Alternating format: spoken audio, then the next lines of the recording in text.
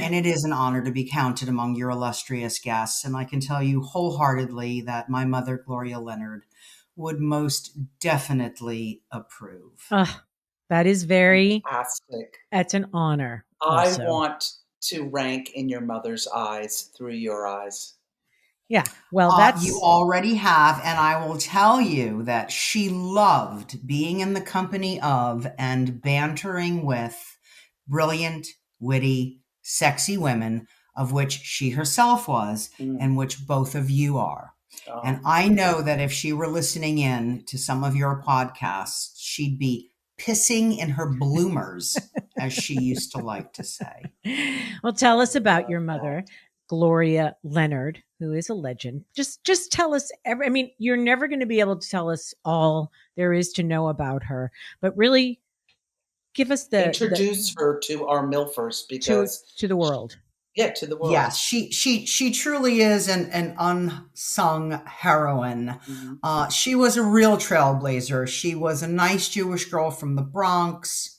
She raised me single-handedly. She was a member of Mensa. She was a Wall Street bond trader, record company copywriter. She was a PR whiz. She was also an adult performer and starred in nearly 30 adult films.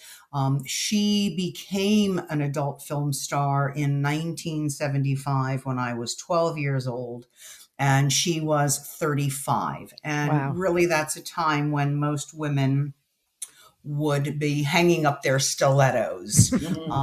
And she just took the bull by the horns, as it were, and took the world by storm. She then went on to become the first female publisher of a men's magazine called High Society, which was right up there with Guccione and Hefner and Flint. She kind of invented the phone sex line, pre-recorded. Profession I still like to get into. Yes, and I'll talk to you more about that later because I heard your podcast. And she was also the president of the Free Speech Coalition. She debated women against pornography across college campuses and lecture circuits on pretty much every major TV talk show in the 80s. And in 1976, she made her first film called The Opening of Misty Beethoven, which to this day is considered a porno chic classic. It actually helped to coin the phrase porno chic. And she was an ardent feminist.